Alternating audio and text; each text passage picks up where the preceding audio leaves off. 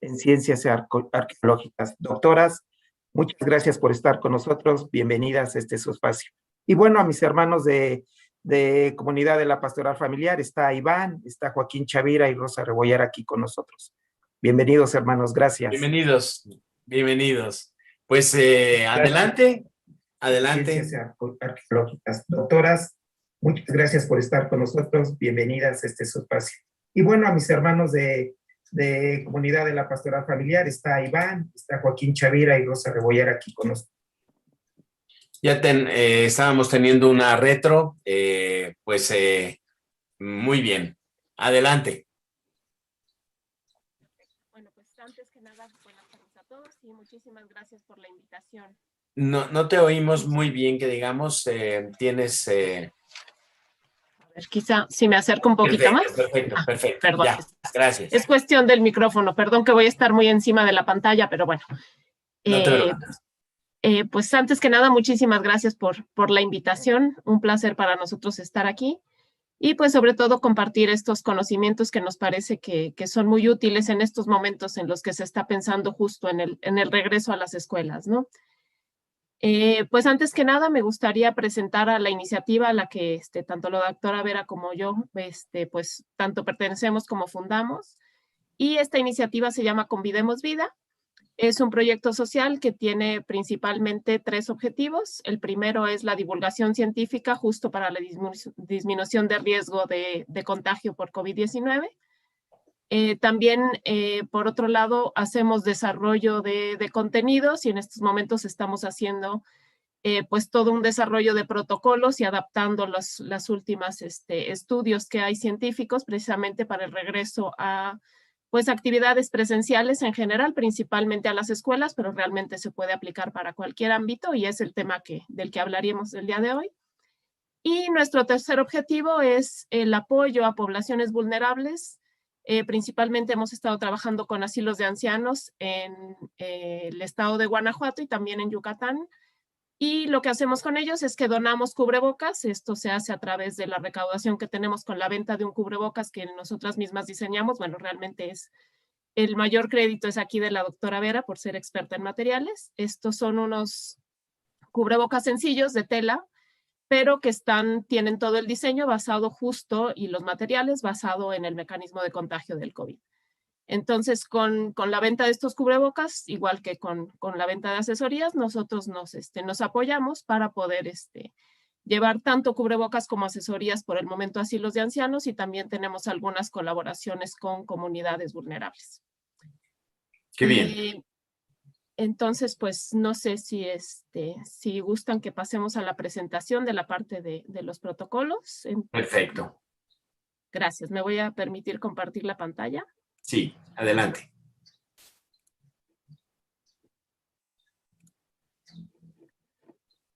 Ustedes me dicen si ya la pueden ver ahí. Sí, ya.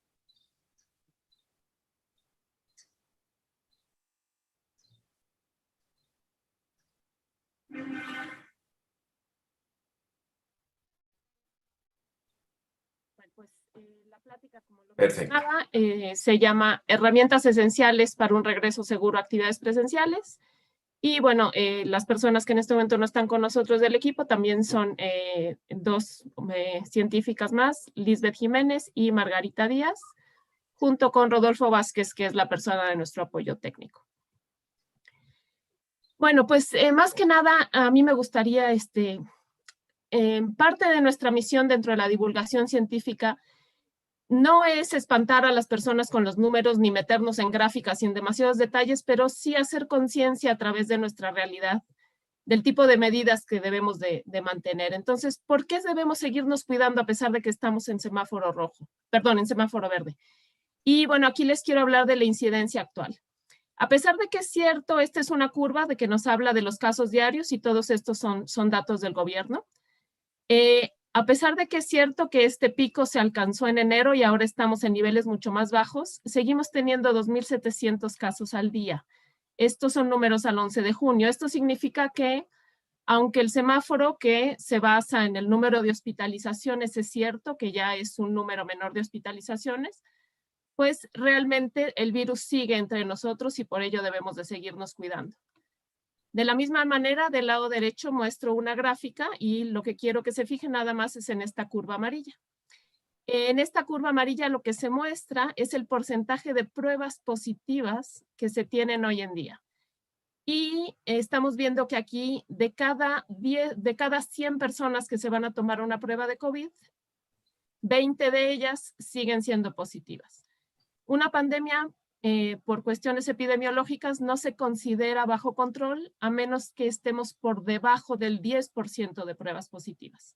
Entonces, esto significa que seguimos teniendo muchos contagios y que, por tanto, es cierto que la necesidad económica nos llama a regresar a nuestras actividades, pero debemos de hacerlo con precaución.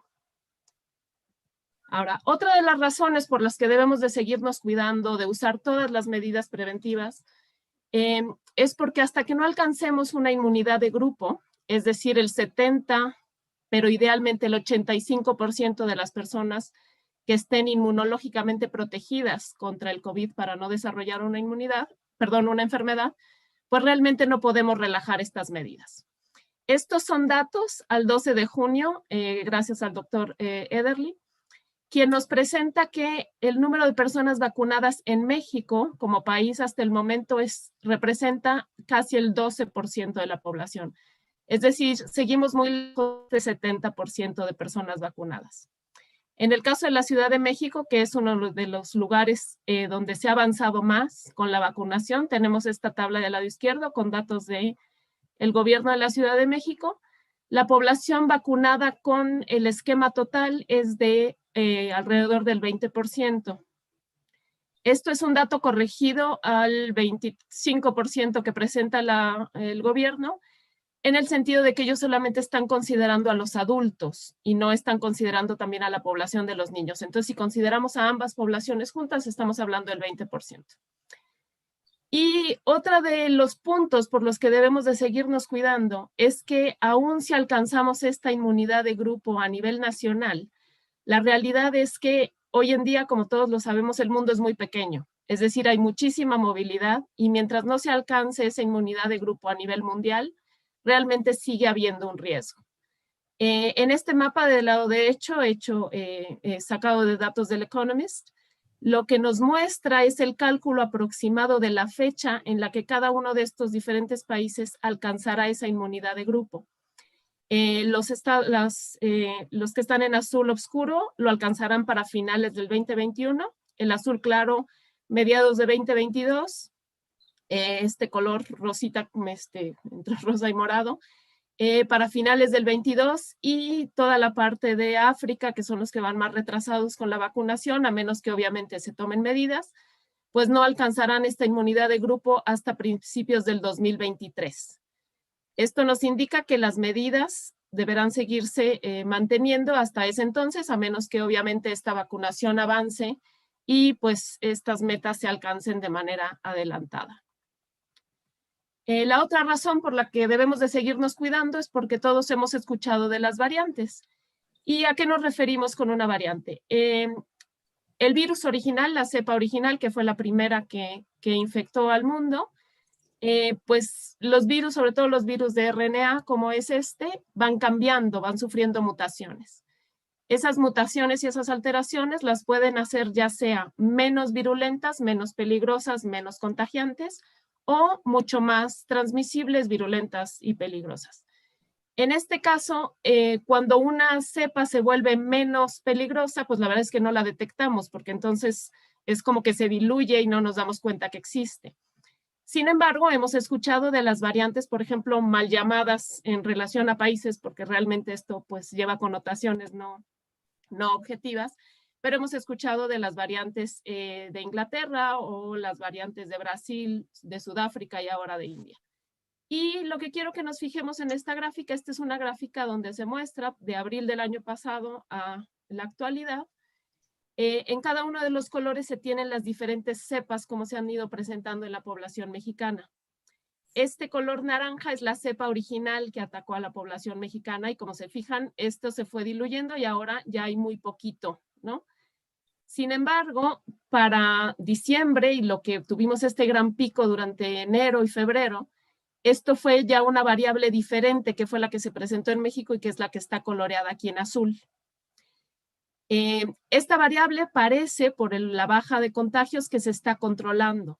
El problema es que ya tenemos la introducción de esta variante en azul clarito, que es la que se ha llamado la variante inglesa, y también de esta otra variante en naranja que va subiendo, que es la variante de Brasil.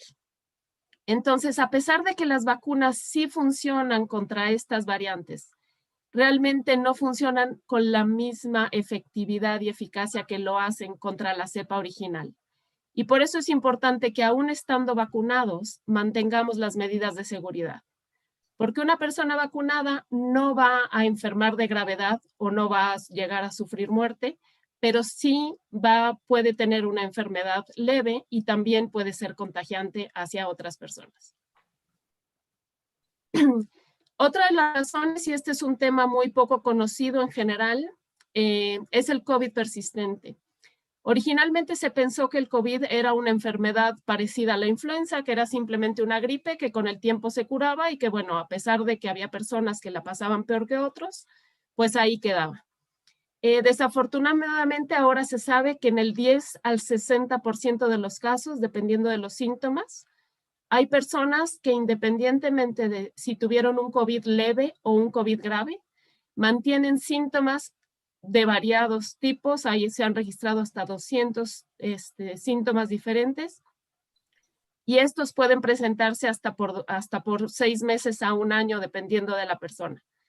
Los mecanismos todavía no han sido totalmente determinados. Es una situación compleja que me tomaría mucho tiempo entrar en materia, pero sí es importante que mencionemos que, como en toda enfermedad, lo ideal es prevenirla, porque no sabemos qué personas van a sufrir de este COVID persistente y cuáles no, hasta que no se conozca el mecanismo, pero lo ideal pues es no contagiarse, ¿no? Y no confiarse de que solamente es algo leve que puede quedar allí. Ahora, me gustaría ahondar un poquito más en estos temas, qué es el mecanismo de contagio del COVID. Porque hasta la fecha se ha hecho muchísimo hincapié en el mecanismo de contagio a través de superficies contaminadas. Por eso nos han dicho que nos lavemos mucho las manos. Y esto sigue siendo correcto, porque sí existe una probabilidad menor al 20% de un contagio directo, es decir, que una persona directamente, sus secreciones entren en contacto con las de otra, ¿no? Y esto lleve a un contagio directo. O el hecho de que esas secreciones respiratorias que salen de nuestra nariz y nuestra boca, caigan en una superficie, otra persona inmediatamente toque esa superficie y con esas manos infectadas se toque ojos, nariz o boca, que son las vías de entrada, y entonces se infecte. Pero esto, a pesar de que sí es importante, tiene que ser algo muy inmediato. Es decir, si yo contamino en estos momentos con mis secreciones esta superficie y alguien la toca dentro de 20 horas o de 10 horas, no va a pasar nada. Tiene que ser muy inmediato y la posibilidad es baja. Sin embargo, desde hace 1 año se han estado, pues cada vez salen más estudios. Hasta ahora ya se comprobó. La semana pasada finalmente la OMS ya aceptó que el mecanismo principal de contagio es a través de aerosoles. Y por lo que me refiero a aerosoles es que todos los humanos, cuando estamos respirando, al exhalar, exhalamos unas gotas muy pequeñitas, que se quedan flotando.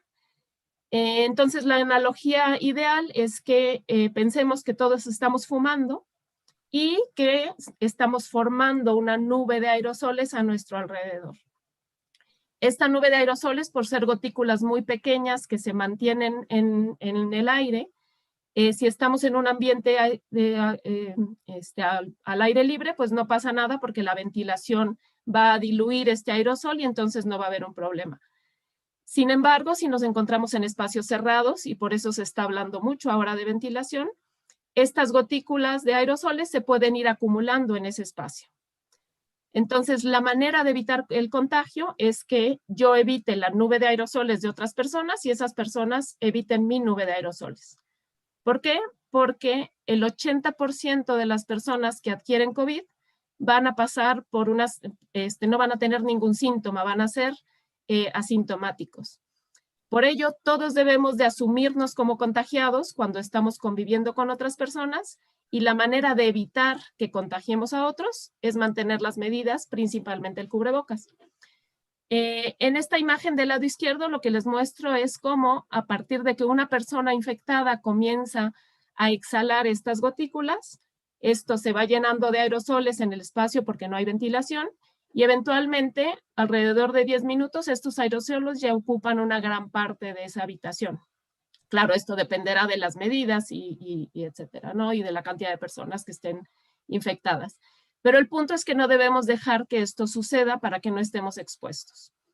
Y del lado derecho la imagen lo que nos muestra, pues es cómo cada una de estas personas estará expuesta a esas partículas virales si es que están en ese momento en los aerosoles. Pero como lo dije, debemos de siempre asumir pues la posibilidad de ese contagio y por tanto tratar de evitar esta acumulación de aerosoles. Hay un grupo de expertos en aerosoles, ingenieros ambientales, que son los que han estado desarrollando toda esta parte, aunados a epidemiólogos y también personas expertas en enfermedades infecciosas. Y el país hizo favor de hacer este reportaje en el que puso de una manera muy gráfica todo lo que estos investigadores pues, nos han compartido. Estos aerosoles respiratorios, obviamente va en aumento la concentración que nosotros exhalamos dependiendo de si estamos en silencio, pues simplemente es lo que exhalamos por nariz. En el momento en que hablamos, estamos produciendo, exhalando mucho mayor volumen de aerosoles. Si estamos cantando o gritando, esto aumenta. Si estornudamos o tosemos, por supuesto, son concentraciones aún mayores. Entonces, aquí se ve cómo a través del tiempo, si una persona está en silencio, pues está al principio un poco y se van acumulando un poco más de aerosoles. Sin embargo, si esta persona está hablando, pues con el tiempo la concentración será mayor, y si está cantando o gritando, pues aún mayor. En el tema que nos compete el día de hoy principalmente, que es el regreso a las escuelas, aquí lo que se está tratando de graficar es si el maestro, que en la educación tradicional es quien está hablando todo el tiempo, es la persona infectada, pues en 2 horas, simplemente en un lugar que no está ventilado y que tiene, creo que eran 24 alumnos aquí, perdón, pues vamos a tener todas estas personitas que se están poniendo en rojo, son estudiantes que se estarían contagiando o que estarían expuestos a riesgo a partir de este maestro contagiado. Esto es sin tomar absolutamente ninguna medida. Si todas las personas usan cubrebocas de una manera adecuada y un buen cubrebocas de manera correcta, entonces disminuiría el número de personas infectadas. Aquí solo tendríamos alrededor de 5. Esto es durante 2 horas. Si además disminuimos el tiempo de contacto entre esas personas y abrimos ventanas y puertas para que haya una ventilación cruzada constante y que podemos monitorear, entonces realmente esto nos disminuiría aún más la cantidad de aerosoles y por lo tanto el riesgo y el número de posibles personas contagiadas. Y aquí, bueno, perdón.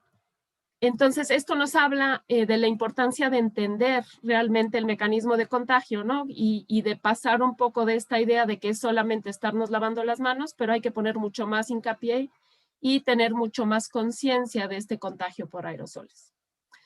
Ahora, el mensaje que nosotros queremos conferir el día de hoy es que si uno sigue los protocolos adecuados, si uno entiende las medidas sanitarias, todo esto se puede evitar.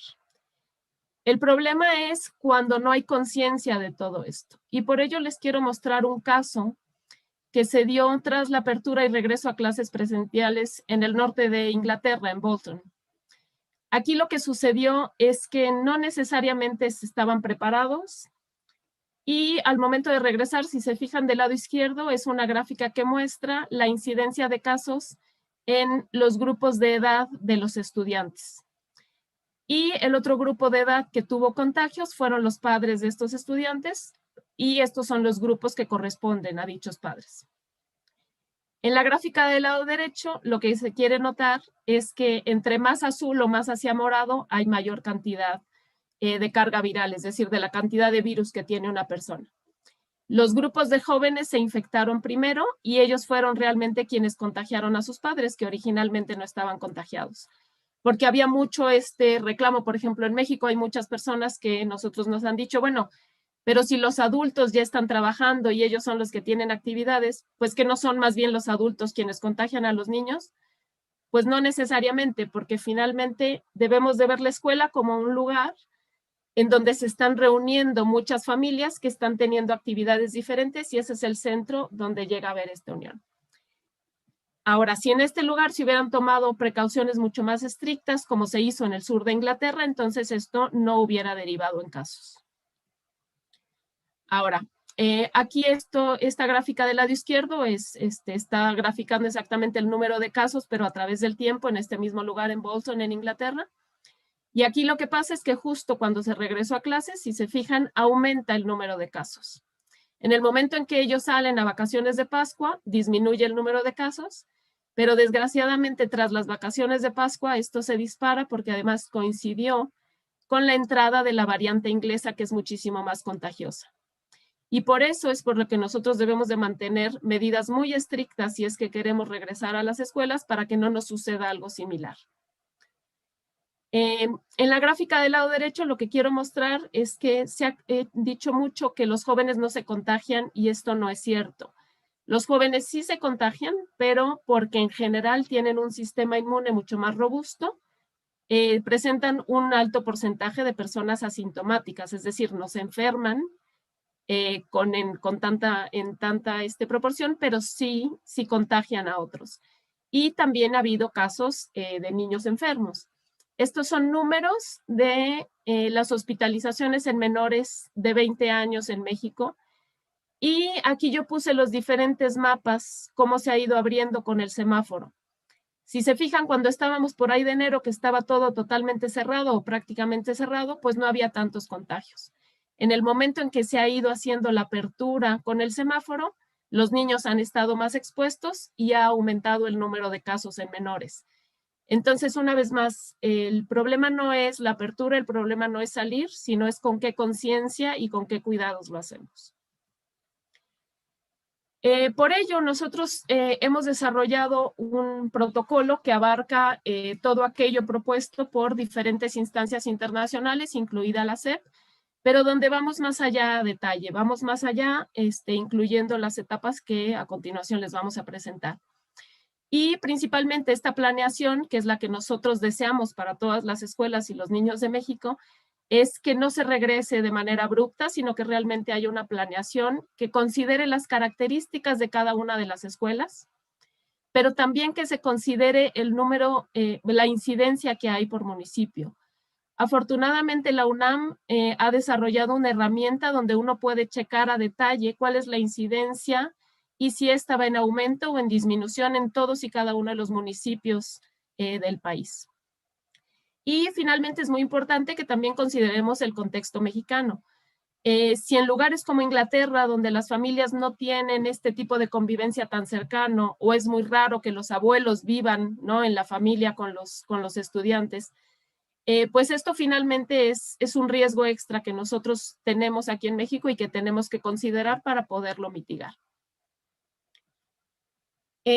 Nosotros estamos proponiendo un protocolo de 6 fases. La primera fase se basa en un análisis de riesgo y aquí hacemos dos partes. Una es el análisis físico-estructural, porque conforme a lo que les mencionaba yo sobre los aerosoles, ustedes se podrán imaginar que pues obviamente no es lo mismo las diferentes aulas de una escuela. ¿Por qué? Porque hay aulas más pequeñas, hay aulas más grandes, hay algunas que solían tener más niños o menos, las ventanas no están en el mismo lugar, algunas carecen de ventanas, y es importante que se haga un análisis previo para poder calcular cuál es el número seguro de niños, de estudiantes o de cualquier edad, y de maestros que pueden convivir de manera segura dentro de esta aula, y esto se hace a través de una predicción de la cantidad de aerosoles, dependiendo del volumen de las aulas y también del grado de ventilación que se tiene. Entonces es más fácil decir, hacer un cálculo de, por ejemplo, en esta aula 10 niños pueden ir de manera segura que arriesgarnos a ponerlos ahí y después darnos cuenta que estamos sobresaturando ese salón. Y por otro lado, también hacemos un cuestionario para evaluar el riesgo humano, porque por supuesto habrá familias donde pues las enfermedades crónico-degenerativas, que son un factor de riesgo para mayor gravedad de COVID, pues se presenten con mayor frecuencia y entonces habrá que tomar precauciones extra. Y también, por ejemplo, hay situaciones como el transporte que se utiliza para llegar a la escuela, que es un factor de riesgo que debe de considerarse. La segunda fase es básicamente el protocolo, todo este protocolo que es muy parecido a lo que todos, pues muchas instancias están proponiendo y que es realmente el utilizar todas las medidas sanitarias, pero lo importante es que este protocolo debe de adaptarse a la logística de cada escuela, porque claramente las escuelas no son iguales, sus instalaciones son diferentes, sus maneras de hacer las cosas son diferentes, y es importante que no solo se entiendan las medidas, sino que se adapten pues a cada situación en particular. Y con esto le cedo la palabra a la doctora Vera para que nos continúe explicando el resto de las fases. Adelante, Vera. Gracias, gracias, Vero. Pues sí, continuando con la fase 3, que son los cursos de capacitación de los integrantes, a todos los integrantes de la comunidad escolar. Es muy importante porque, como ya nos explicó la doctora Verónica, pues sabemos que las medidas preventivas se están relajando y esta relajación nos podría hacer pensar y nos podría hacer creer que estamos cercanos a superar la pandemia, pero la realidad es que no podemos cantar aún victoria, que hay que seguir siendo cuidadosos, como nos explicó la doctora Verónica. Y entonces, por eso es tan importante esta fase de capacitación y concientización para que sepamos en dónde estamos y qué nos corresponde hacer para protegernos todos mutuamente.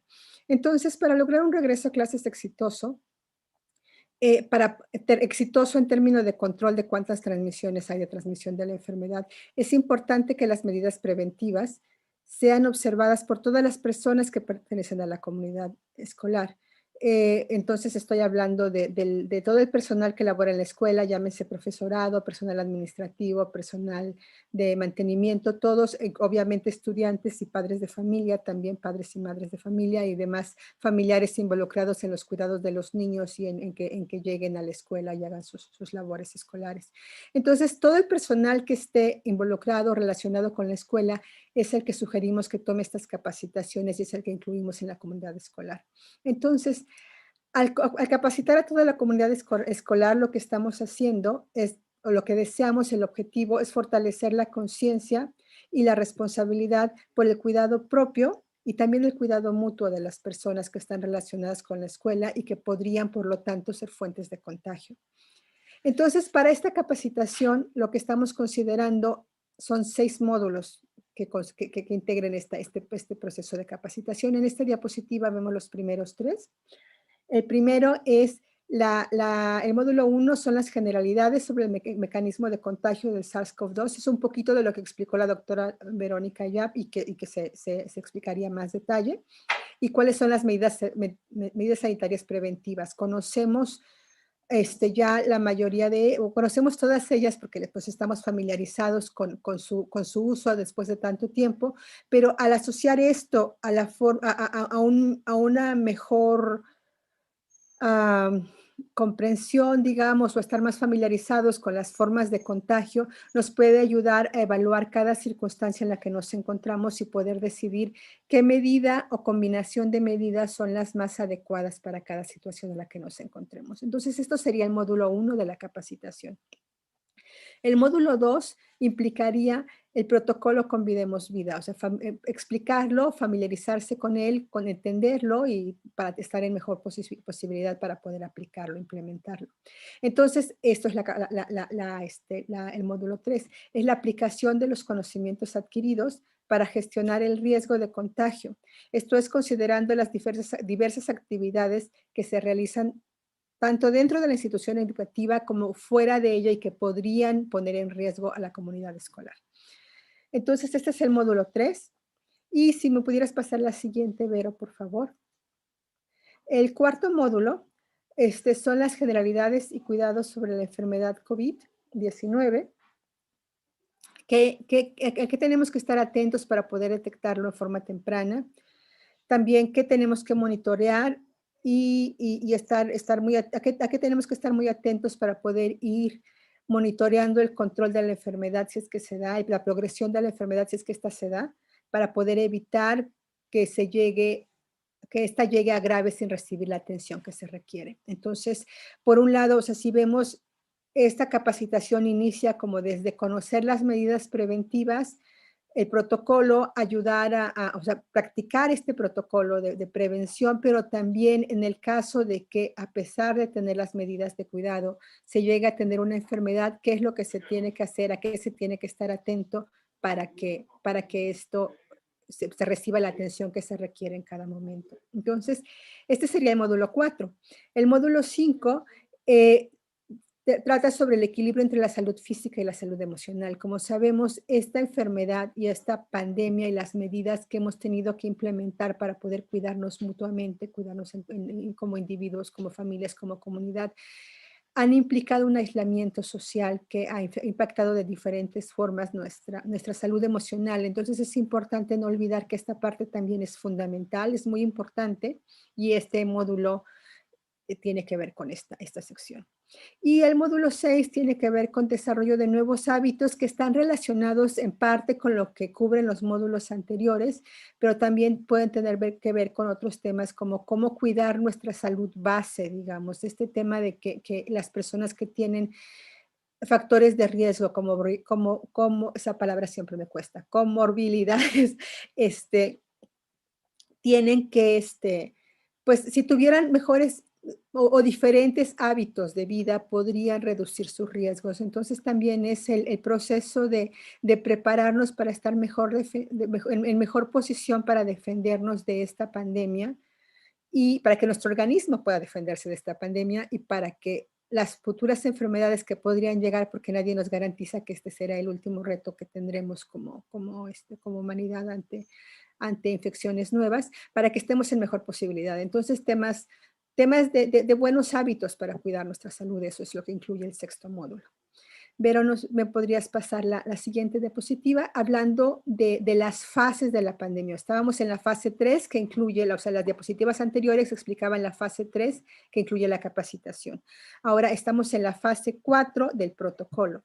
Y esta implica la implementación del protocolo de bioseguridad Convidemos Vida en las instituciones para que se pueda internalizar los conocimientos adquiridos. Esto es porque conocer la teoría de los puntos anteriores y la teoría que se da en las capacitaciones no es suficiente. O sea, es por supuesto un primer paso, pero si todo vive aquí en la cabeza y no lo aplicamos, entonces pues no nos sirve de mucho.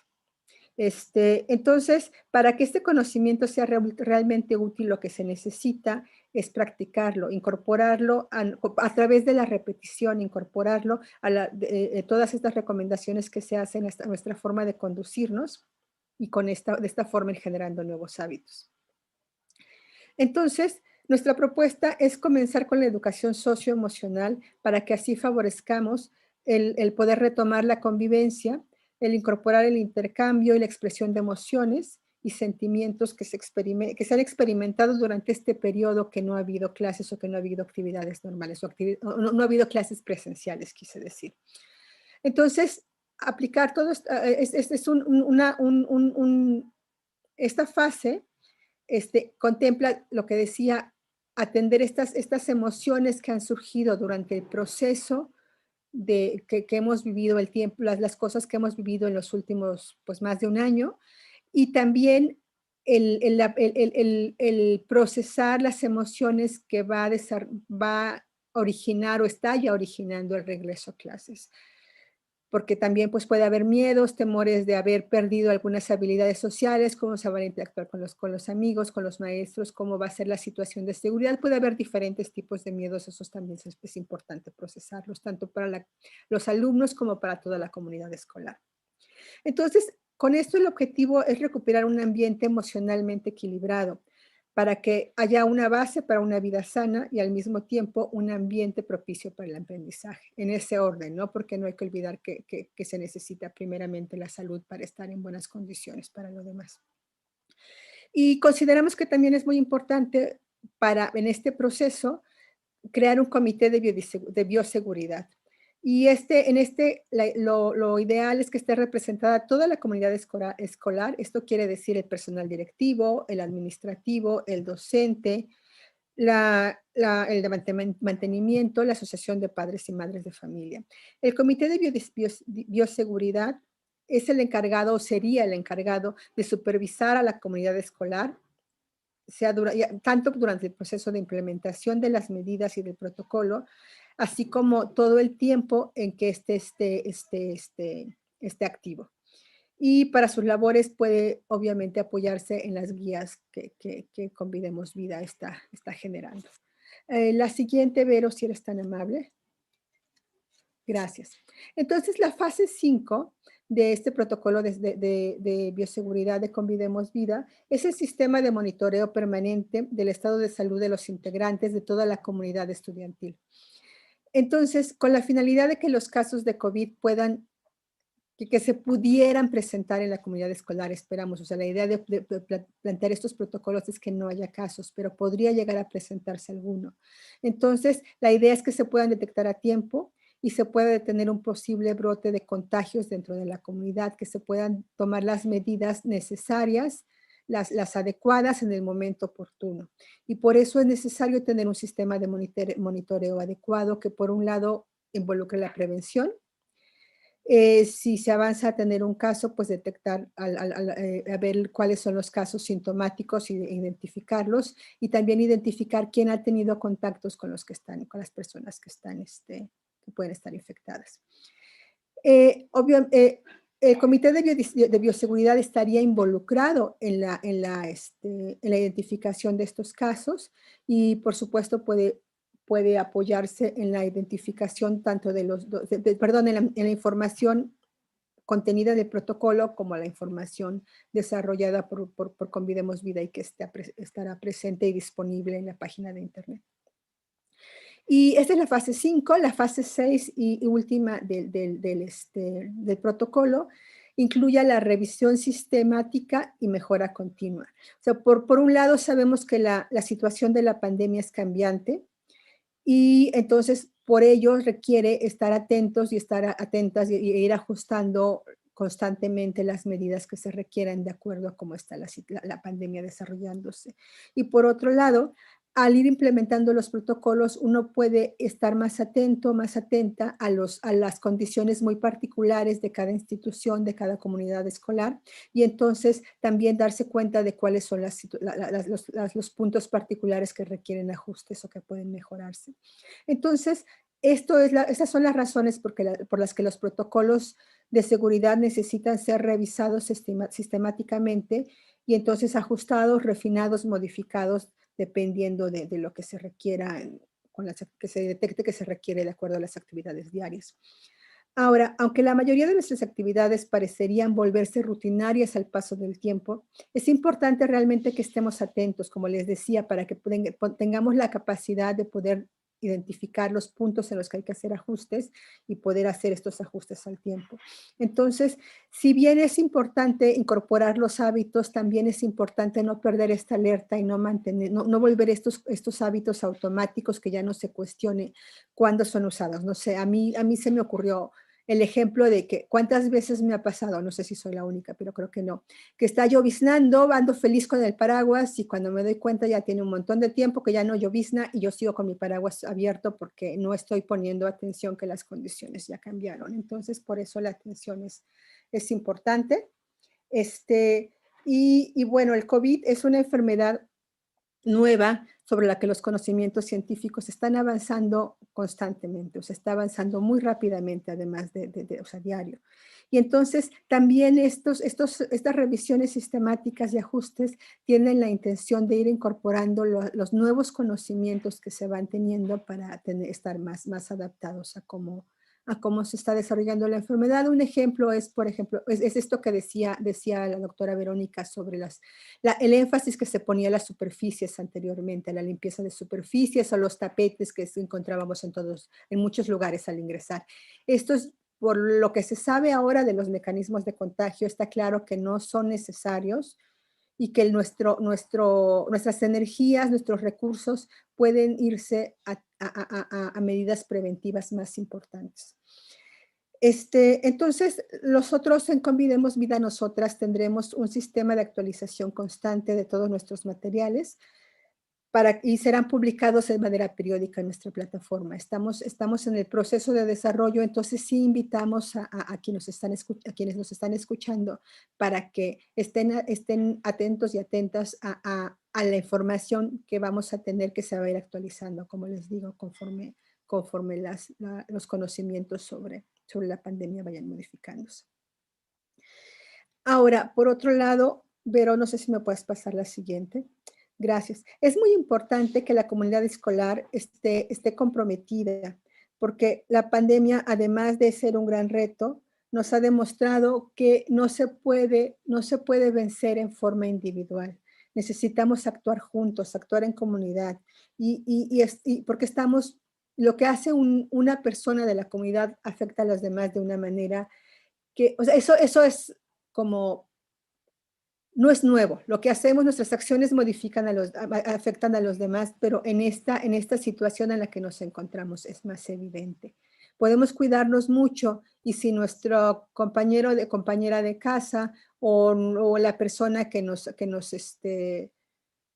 ayuda con ciertas situaciones que tenemos que atender, no sé, mensajería o algo de limpieza o algún tipo de servicio, no se cuida, pues nos pone en riesgo, y al revés, nosotros podemos poner en riesgo a esas personas cuando nos acercamos a ellas y no nos estamos cuidando adecuadamente. Y muchas veces podemos pensar, mi riesgo es mínimo porque soy una persona sana, pero si las otras personas tienen ya algunas situaciones que las hacen más susceptibles, pues entonces nosotros podemos con nuestros comportamientos estar incrementando sus riesgos, y eso es muy importante tenerlo presente en la comunidad escolar, en este caso de los protocolos, porque las acciones de uno o una, como dije, afectan a todas las demás personas. Entonces, es importante que la comunidad escolar en su totalidad, los núcleos familiares, todos estén conscientes del compromiso que esto significa, que participen con responsabilidad en el protocolo escolar para que se pueda retomar las clases presenciales. Pues el regreso a las clases pues implica un contagio del COVID-19 si no tenemos cuidado. Y por supuesto, en el tema de gestión de riesgos sabemos que si todos nos cuidamos, el riesgo se puede minimizar, no va a desaparecer, pero siempre podemos minimizar los riesgos. Es lo mismo que hacemos, no sé, al ponernos un cinturón de seguridad, por ejemplo, o al cerrar nuestra casa con llave antes de salir. Entonces siempre estamos gestionando riesgos, y en este caso de la pandemia también es importante aprender a aprender a interiorizar los comportamientos que nos pueden ayudar a ir reduciendo los riesgos. Entonces, esto solo se puede atender, como les decía, con responsabilidad y con conciencia de todos los involucrados. Entonces, lo que haremos es ofreceremos un módulo en un formato de video para fomentar la conciencia y la cohesión social. Y sugeriremos, tras cubrir cada módulo, que los integrantes de cada comunidad escolar hagan un compromiso, de hecho escrito, para que este compromiso sea más real y se logre el mayor nivel de protección posible en esta comunidad escolar. Habrá, como les decía ya, como ya mencioné algunas veces, habrá materiales y herramientas disponibles en nuestra página de internet, y también estamos disponibles para dar asesorías para que, o sea, nuestra intención es que este regreso a clases sea lo más seguro posible, y estamos en la mejor disposición de poner nuestro granito de arena para que así sea. Entonces, pues eso es todo por mi parte. No sé si tengan alguna pregunta o comentario, Vero, si tengas algo más que agregar. Gracias, Vera. Pues no, yo creo que sí. Acércate, por favor. Ay, perdón. Muchas gracias, Vera. No, pues más bien si quieren pasamos a dudas y preguntas, comentarios tanto de ustedes como de las personas que nos hacen favor de acompañarnos, y voy a parar de compartir. Pues primero que nada, muchas gracias, muchas gracias. Me llama la atención que en sus gráficos no está apareciendo el gel antibacterial. ¿Es bueno? ¿Es insuficiente? ¿O hablan mucho del lavado de las manos y del cubrebocas y la distancia, pero no oí nada ni vi nada acerca del gel antibacterial?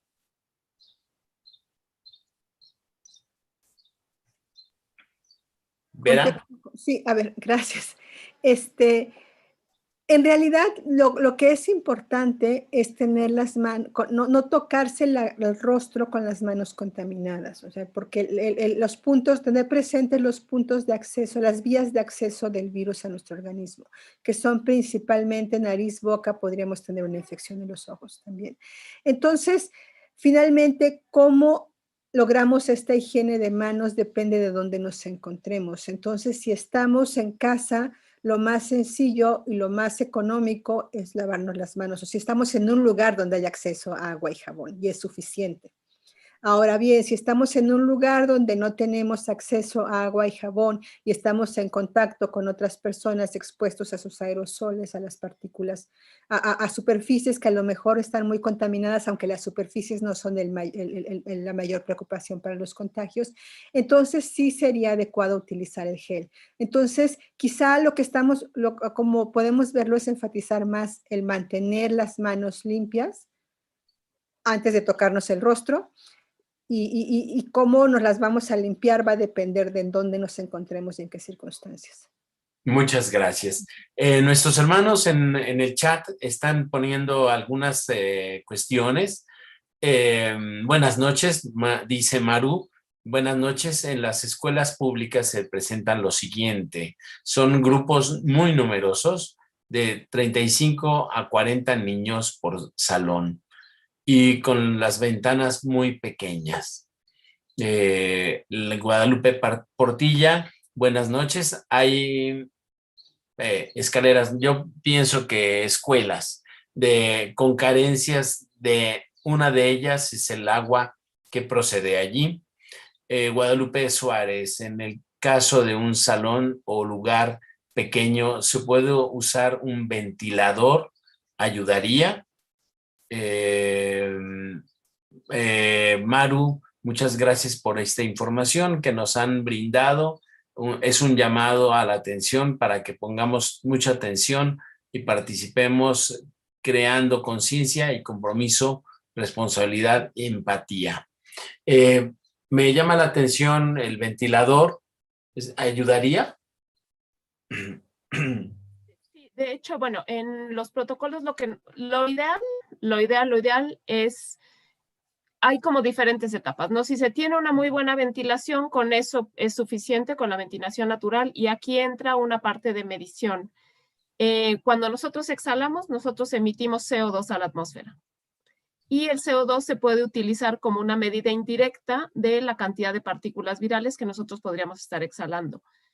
Cualquier lugar, si estamos al aire libre, alrededor de 400, 450 partes por millón de CO2 es una concentración normal.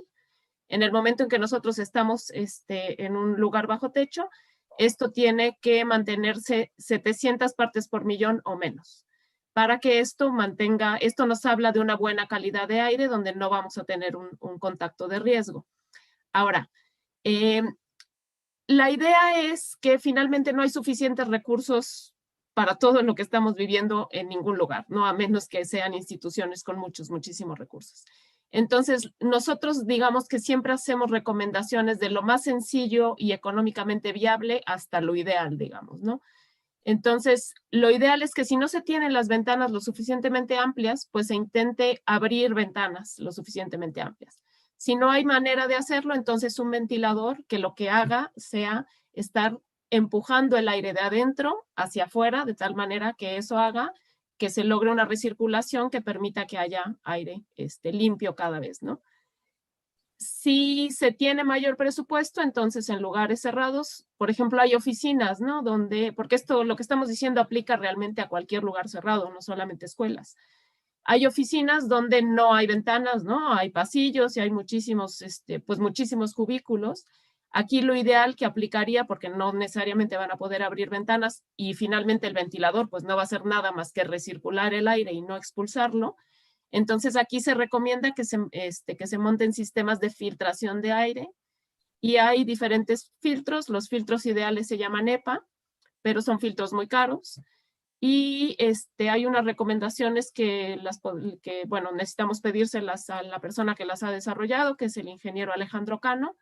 Él ha hecho favor de desarrollar y de hacer una adaptación a unos filtros mucho más baratos. Por ejemplo, si un filtro EPA y un sistema de filtración EPA cuesta alrededor de 12,000 pesos, quizá con los filtros que él está tratando de adaptar y de ponerlos a disposición de todas las personas, la información, pues costarán unos 4 o 6,000 pesos.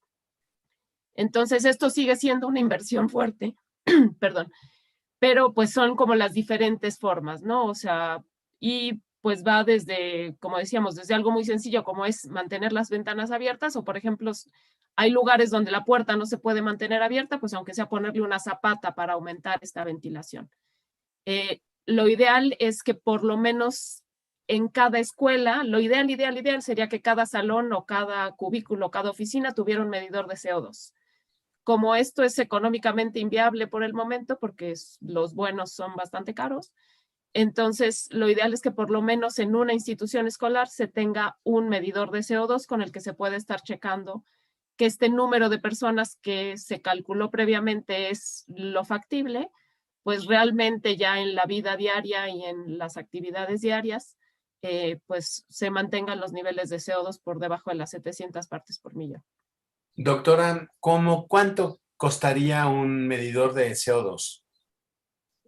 Los medidores de CO2, hay muchos tipos, como siempre, no hoy en día, si nos metemos a Amazon hay muchísimos, pero los medidores que valen la pena son los de dispersión de luz infrarroja. Y justo nosotros ahorita estamos tratando de buscar quiénes son los proveedores. Acabamos de encontrar un proveedor en México de una marca que se llama Aranet. Aranet 4, ese cuesta alrededor de, creo que eran $300, se están dando cotizaciones en dólares. Muy bien, 6,000 pesos, 7,000 6,000 pesos. pesos, más o menos. Bien, nos preguntan si en lugares cerrados, ¿qué tan riesgoso es tener aire acondicionado? Nos pregunta Jorge Suárez. El punto del aire es que lo que no debemos de tener es una recirculación interna del aire. Lo que necesitamos es un intercambio con el exterior, si es que no vamos a filtrar, o si una recirculación siempre y cuando esto se esté filtrando. Bien, bien. Bien, pues Toño, ¿alguna pregunta, alguna colaboración? Sí, yo quería preguntarle a la doctora Verónica, porque quizás algunos de nuestros amables, pues que nos hacen favor de vernos, puedan tener esta misma pregunta. Yo he estado escuchando y leyendo en la prensa, doctora, que están hablando que la población mexicana, calculan ellos que ya se contagió X porcentaje muy elevado, que porque han hecho pruebas y han encontrado anticuerpos en un buen porcentaje de las personas.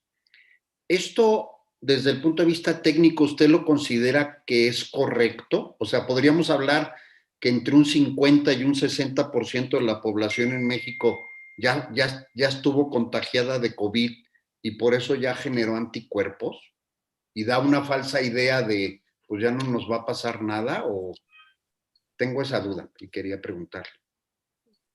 Sí, definitivamente se han hecho diferentes cálculos, los ha hecho la UNAM, los ha hecho la Universidad de San Luis Potosí, y sí parece ser que inmunidad natural se llama aquello que obtenemos cuando estamos en contacto con el virus de manera natural, ¿no? Comparado con la inmunidad a través de la vacunación.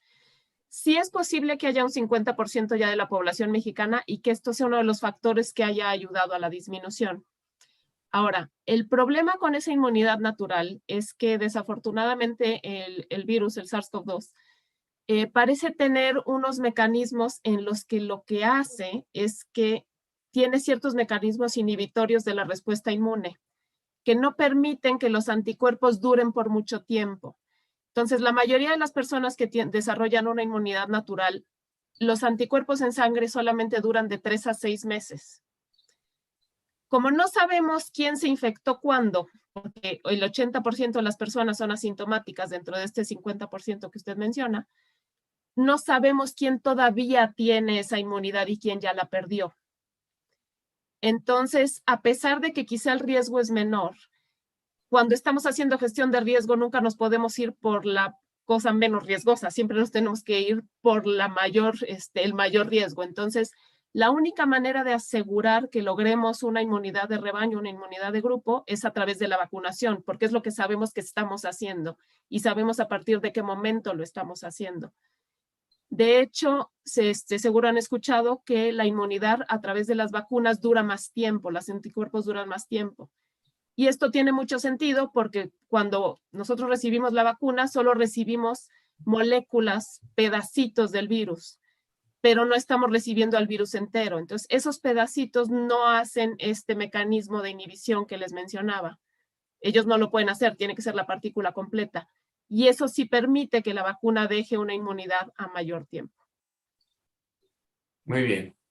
¿Alguno de la pastoral familiar quiere hacer una pregunta, una intervención? Edgar. Hola, Miguel. Yo estaba pensando, digo, el título está muy ad hoc en las escuelas porque es preocupante para nosotros los papás, los mamás, que ya se va a abrir, que probablemente a lo mejor este ciclo no, pero ya el próximo nuestros hijos tengan que asistir. Pero no solamente ahí, Miguel, yo estaba, como te había comentado anteriormente, inclusive en este medio de la iglesia, que también ya hay algunos sacerdotes que quieren abrir para la catequesis de los niños, considerar todos estos elementos tan importantes, ¿no? De medición, de todo eso, porque a final de cuentas es una responsabilidad el abrir las puertas de las iglesias, de los templos, para dar bienvenida a los niños y, bueno, que estén lo más seguros posibles también. Yo creo que esta información nos puede ayudar a todos nosotros, ¿no? No nada más a las escuelas, no lo quería dejar cerrado solo a ese ámbito. Sí, tenemos que sopesar muchas cosas, tenemos que ser muy responsables. Iván, ¿querías decir algo? Sí, perdón, buenas noches. Nada más con una pregunta para la doctora, si desde su punto de vista personal, sí es conveniente que ya se esté regresando a clase. Pues mira, más que desde el punto de vista personal, desde la ciencia, yo creo que nosotros en Convidemos Vida lo hemos enfatizado muchísimo. El problema no es regresar, el problema no es hacer actividades, es hacerlas con conocimiento y con conciencia. Y yo pongo un ejemplo muy claro, ¿no? Nadie mandaríamos a nuestros hijos a nadar a un mar lleno de tiburones sin ni siquiera darles una lección de cómo nadar, ¿no? Entonces, si tú conoces en qué parte de esa isla hay tiburones y en cuál no, y tú conoces perfectamente cómo nadar, y si vas con el equipo adecuado, pues claro que sí, métete a nadar, ¿no? Pero si vas a lo ciego, a donde están los tiburones, no llevas absolutamente nada, ni siquiera un traje de baño, pues no te metas a nadar. Entonces, esto es un poco lo que está pasando con las escuelas. Desde el punto de vista optimista, afortunadamente la semana pasada logramos hacer una colaboración, una alianza con una escuela que es la verdad un caso de éxito al que debemos pues de reconocer muchísimo porque una de las maestras de esa escuela en Saltillo, se llama la Escuela La Villita. Ella insistió desde agosto que ella no podía cerrar, pero hizo todo esto que nosotros estamos haciendo sin ser científica. La verdad, mis respetos a Natalia, lo ha hecho excelente. Estableció unos protocolos súper estrictos, ha entrenado a los niños de manera constante y permanente y no han tenido un solo caso desde agosto para acá. Entonces, sí se puede. O sea, si las cosas se hacen correctamente, sí se puede, pero hay que tener la conciencia, hay que tener la solidaridad, como bien lo decía la doctora Vera, es cuestión también de cohesión social, ¿no? Porque no se vale decir, bueno, a mí no me importa, me voy de vacaciones, me arriesgo y pues llevo a mis niños a la escuela, tan pronto regresemos de vacaciones, ¿no? O sea, son todas estas medidas que si las ponemos una junto a la otra, lo podemos lograr de manera muy controlada. Y también la otra buena noticia es que a veces se nos olvida mencionarlo, porque claro, este virus nos ha pegado muy fuerte. Pero los virus son parásitos estrictos. Es decir, un virus que no está adentro de un cuerpo humano no sobrevive. Que bueno, no viven, pero no se mantiene activo. Entonces, si evitamos el contagio, si usamos muy bien puesto un buen cubrebocas y no compartimos nuestras secreciones con los demás, si nos apegamos a todas estas medidas y somos conscientes, se puede. Bien, pero no por decreto. Pero no por decreto. Vera. Vera. Y yo quería agregar otra cosa. O sea, por supuesto, o sea, nuestra idea es cuidarnos ante el contagio al regresar a las actividades. Como bien decía Edgar, estamos hablando de escuelas porque es algo que tenemos inminentemente, pero estas medidas se aplican para infinidad de situaciones, no solamente las escuelas. Sin embargo, también una situación que apremia para regresar a las actividades, por un lado, que ya hizo presión desde antes, está la situación económica, y ahorita también está la situación emocional. Se nos van acumulando cosas por este encierro. Entonces sí tenemos que desarrollar estrategias para que no por cuidar nuestra salud física descuidemos las otras partes, porque eso hay muchas personas pagándolo ahorita y se va a seguir pagando a lo largo del tiempo con temas, incrementos de depresión, incrementos de suicidios incluso. Violencia, todo este tipo de cosas que están ocurriendo a raíz de este aislamiento que hemos tenido que vivir. Entonces hay muchas razones las que nos motivan a encontrar la forma más segura a regresar a ir retomando actividades. Y es justo lo que explicaba Vero, ¿no? La forma más segura, no nada más hacerlo sin mayor reflexión. Nos preguntan, Vianey Sandoval, ¿alguna vacuna es mejor que otra? Y si una vacuna es de una dosis, ¿es mejor que la de 2 o viceversa?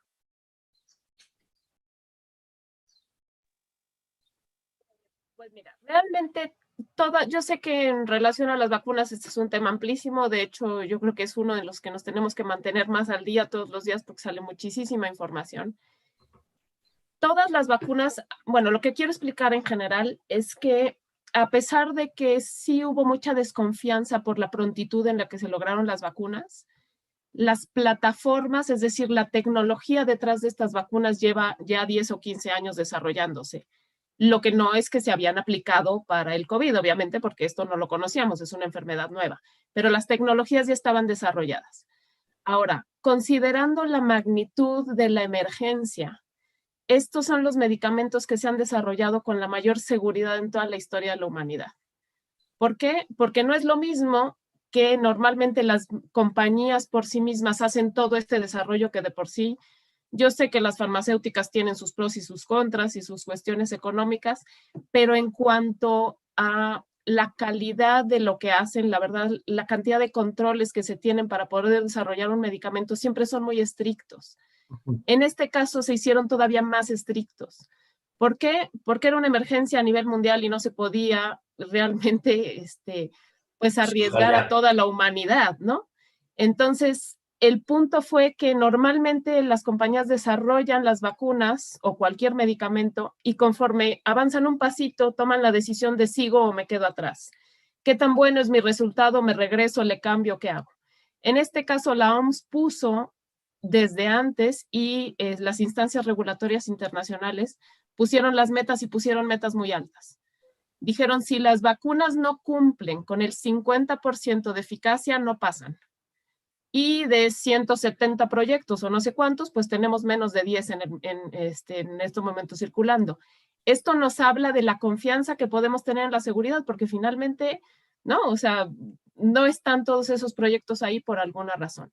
Las que están circulando, pues siempre hay medicamentos que son un poquito mejores que otros, pero, por ejemplo, si hablamos de la influenza, la vacuna de la influenza tiene una eficacia menor al 45% y sin embargo nos protege. Pero ahorita como todos, y no es una crítica, es normal porque tenemos esta preocupación, pero resulta que de repente el mundo entero nunca hemos cuestionado qué vacuna nos ponían para la polio, nunca hemos cuestionado qué vacuna nos ponían para la influenza, pero ahora todos somos expertos en juzgar a unas vacunas que de verdad son las más seguras que ha habido en toda la vida. Muy bien. Entonces, esta parte de efectos secundarios, por ejemplo, que se ha sacado mucho en los medios, es algo que ha pasado porque son casos que iban a pasar de todos modos, pero ahorita estamos checando a toda la población mundial. Entonces nos estamos dando cuenta de cosas que antes no nos hubiéramos dado cuenta. Y lo que estamos diciendo todos los científicos es, la mejor vacuna es la que tengo en mi brazo hoy en día. Sí, muy bien. Rosa María Tello, las escuelas no están adaptadas para, en su totalidad para un retorno seguro, y menos cuando siguen siendo un tema de ignorancia y de egoísmo de las familias. Y Jorge Suárez, leí sobre el síndrome inflamatorio multisistémico en niños, qué tan peligroso es en los niños, incluso en los adultos que tienen este tipo de problema, ya que dicen que está asociado al COVID-19. Si quieren, comentamos. ¿Quién? El síndrome inflamatorio multisistémico. Bueno, sobre el síndrome, sí se presenta en una baja proporción. No se sabe exactamente cuáles son las razones. Lo más seguro es que sea un sistema inmunológico no lo suficientemente fuerte. Pero otra vez, creo que uno de los problemas de esta pandemia es que es un virus que es muy contagioso, a pesar de no ser tan peligroso. O sea, yo sé que nos ha causado muchos problemas, pero sobre todo es porque no lo sabíamos controlar. El problema es que al ser el virus que está poniendo de manifiesto muchas, digamos que está sacando y nos está enseñando a aquellas personas que tenían un sistema inmune débil, pero que no nos dábamos cuenta porque no estaban frente a ningún virus de este tipo.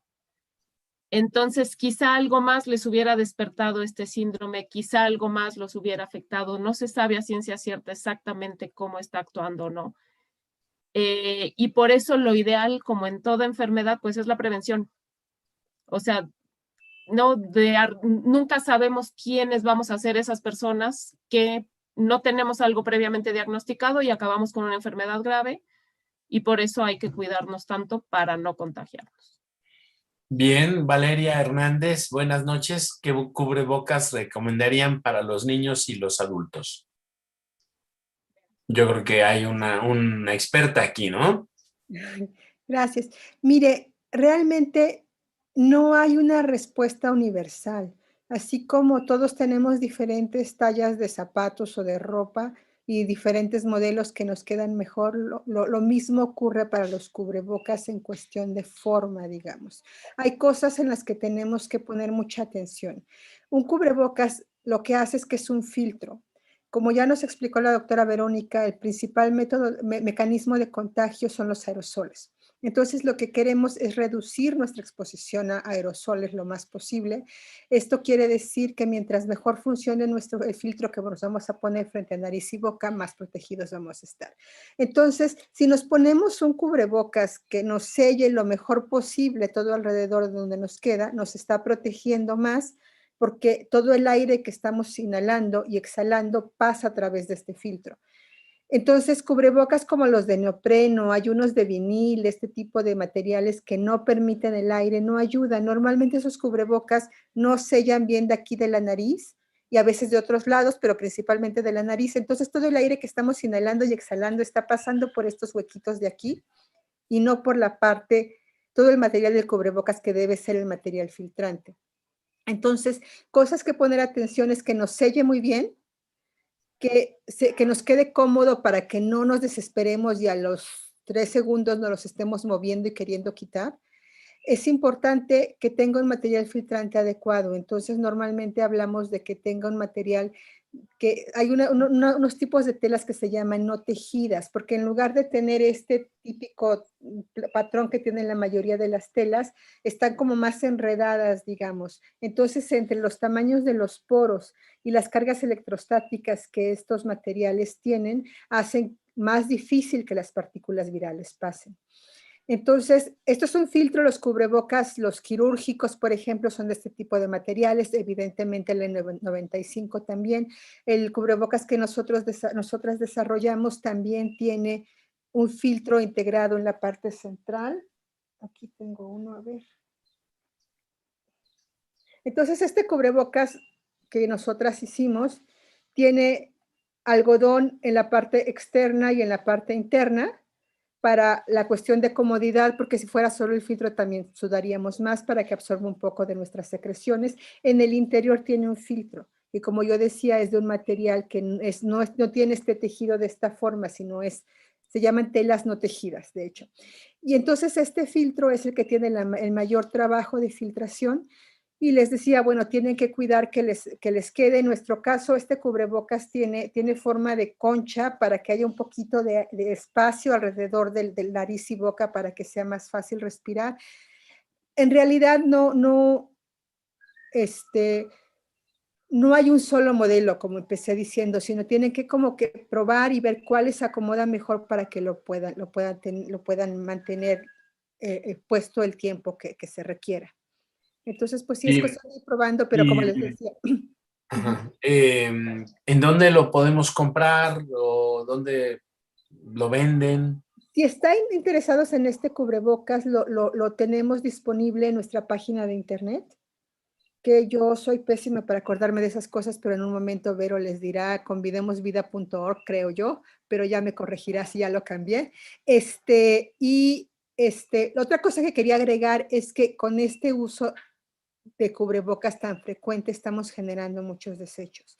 Y no hay que olvidarnos de la madre tierra y pensar que con todos estos desechos también le estamos dañando y que parte de una de las posibles razones de la posible razón, la más probable de esta pandemia es haber dañado el ecosistema y haber entrado en contacto con especies con las que anteriormente no entrábamos en contacto. Entonces, esta situación en la que nos encontramos es altamente probable producto de nuestra responsabilidad con el medio ambiente. Y si estamos utilizando cubrebocas desechables y generando más basura, entonces estamos perpetuando este ciclo que nos está metiendo en una serie de problemas. Entonces también la invitación, al diseñar un cubrebocas reutilizable, la invitación es pensemos en nuestra salud, pensemos en la salud del planeta. Entonces, este cubrebocas o cualquier otro que elijan, también está la petición, recomendación, que piensen en el planeta y que si pueden elijan uno que sea reutilizable. Bien, bien, muchas gracias. Eso es muy interesante. Verónica, doctora Verónica, ¿nos puedes hacer el favor de decir el mail de ustedes, el de la página? Claro que sí. Nuestra página es www.convidemosvida.org. Perfecto. Muy Y bien. ahí, cuando se metan, ahí hay un área de compras, hay áreas de donación y también está toda la parte de divulgación científica. Muy bien. Las tres últimas, los tres últimos preguntas o comentarios, Roy Castorena, pero sí hubo una reacción diferente con la vacuna de CanSino, pues en la universidad hubo muchos académicos y administrativos que tuvieron reacciones y que con otras no. Águeda Sandoval, si ya me vacunaron, ya me vacuné con Sputnik y quiero viajar al extranjero, pero en ese país no aceptan esta vacuna, ¿puedo vacunarme con otra vacuna? Y Arlette Pfeiffer, en la misma tónica, buenas noches, su opinión sobre combinar vacunas. Bueno, en cuanto a la vacuna de CanSino, aquí depende mucho, sí, de los reportes, también de quién conozcamos. Realmente hay que hacer una diferencia que yo siempre me he peleado un poco con esto también desde el punto de vista técnico. Se le llama efectos secundarios a lo que pasa después de las vacunas. A mí me gusta llamarlos efectos normales esperados, porque un efecto secundario tiene una connotación negativa de que es algo malo que va aunado a esa vacuna.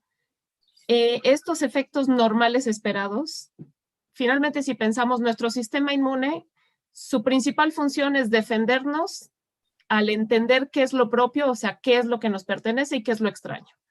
Cualquier material infeccioso, hasta cuando nos astillamos, ¿no? O sea, nosotros nos astillamos y tenemos ahí una reacción, se nos hace un granito, se nos hace una herida. Nuestro sistema inmune lo que hace es reaccionar normalmente para protegernos de cualquier cuestión extraña. Cuando nos vacunamos, dependiendo de qué tan fuerte sea nuestro sistema inmune y de qué tan fuerte sea esa agresión, pues vamos a tener reacciones esperadas. La fiebre, el malestar, el dolor general, que son controlables y que no llevan a ninguna otra cuestión, son reacciones esperadas. Y sí, dependiendo de los materiales que tenga cada vacuna, pues van a ser más fuertes o menos. La vacuna de CanSino tiene una proteína y normalmente las proteínas llevan a cabo una reacción un poco más fuerte porque el cuerpo los detecta como una mayor agresión. Pero no es un efecto negativo, digamos. Es deseado hasta cierto punto, ¿no? Exactamente, porque significa que nuestro cuerpo reaccionó, que está vivo, que es capaz de entender que eso no es parte de nosotros y que está montando una respuesta inmune contra esas partículas. Muy bien. Y pues la última, ¿serviría de algo desinfectar los útiles, las mochilas, los útiles escolares y las mochilas, etcétera? Nos pregunta Vianey Sandoval.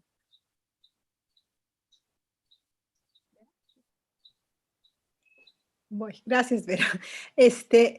Pues es regresar a pensar cuáles son los mecanismos de contagio y pensar cuál sería el riesgo de una mochila o de un útil escolar sucio. Sería nuevamente que esta superficie estuviera contaminada y que los chicos o chicas, los pequeños, se tocaran el rostro o le tocaran el rostro a un compañerito o compañerita. Entonces, es importante, o sea, como parte de estas medidas de reeducación, digamos, o de la adquisición de nuevos hábitos, es importante pensar en cómo están nuestras manos antes de tocarnos el rostro. Entonces, puede haber situaciones en que limpiar las mochilas en lo que se adquiere estos hábitos sea muy importante.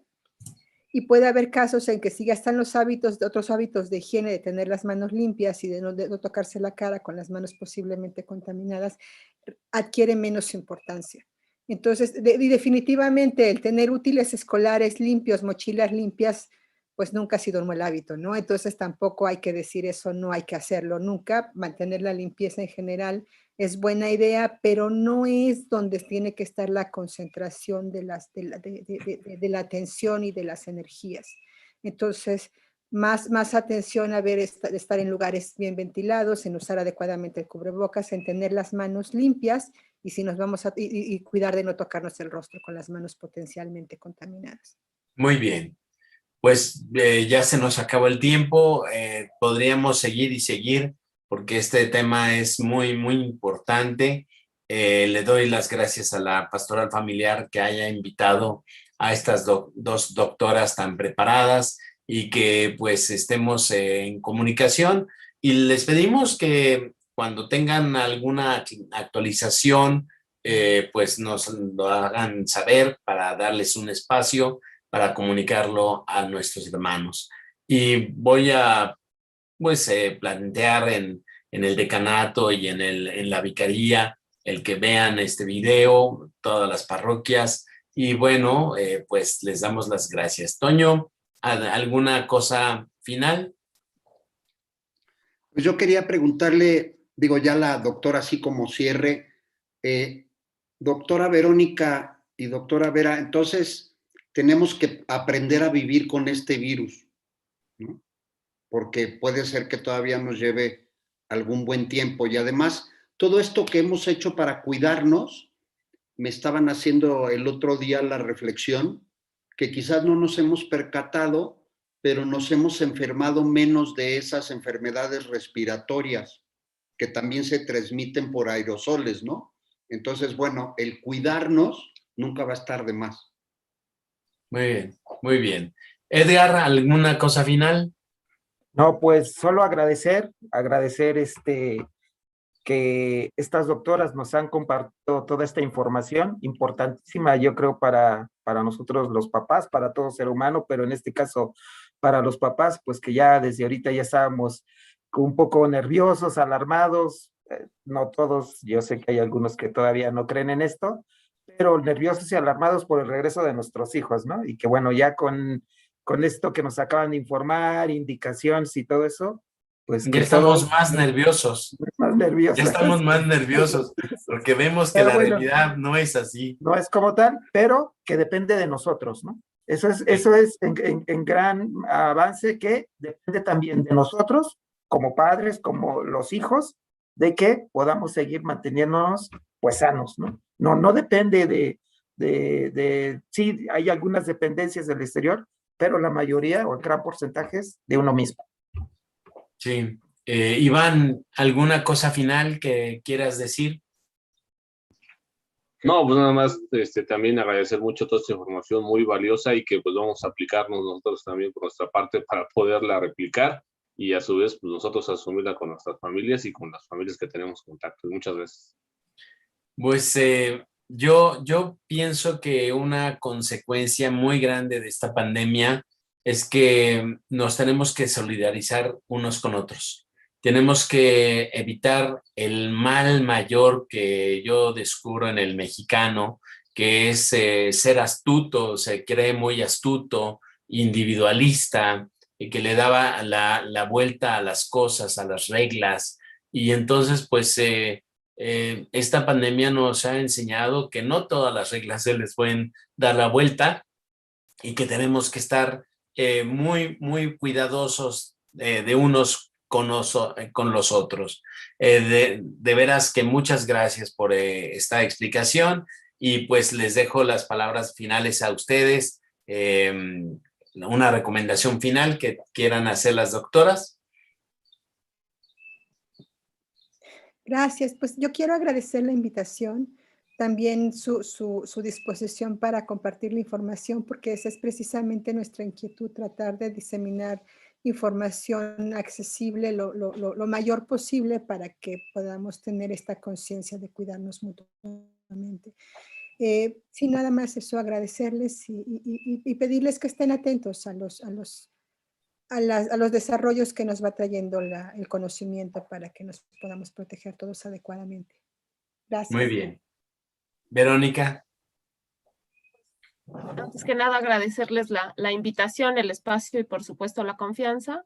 Y pues si alguien requiere de algún tipo de asesoría, nosotros ahorita, bueno, lo que estamos haciendo es adaptar todo este tipo de asesorías que damos para tenerlas en nuestra plataforma. Eventualmente esperemos que ya no nos lleve mucho tiempo, porque sí notamos que hay mucha necesidad, ¿no? Hay muchísimas escuelas que lo necesitan y pues desafortunadamente no nos podemos multiplicar para apoyarlos a todos, pero sí vamos a tratar de tener este material pues en forma de video o en formato en texto en nuestra plataforma para que pueda ser accesible. Entonces, con mucho gusto les vamos comunicando cuando vaya a haber más material disponible para todas las personas y que además así pues también nos apoyen a como lo dice nuestro eslogan, a convidar vida a quien lo más lo necesita, ¿no? En los asilos y en las comunidades que no necesariamente, pues a veces tienen ni siquiera los recursos para un cubrebocas, ¿no? Que a veces también nosotros nos damos por sentado que comprar un cubrebocas es algo sencillo, pero desgraciadamente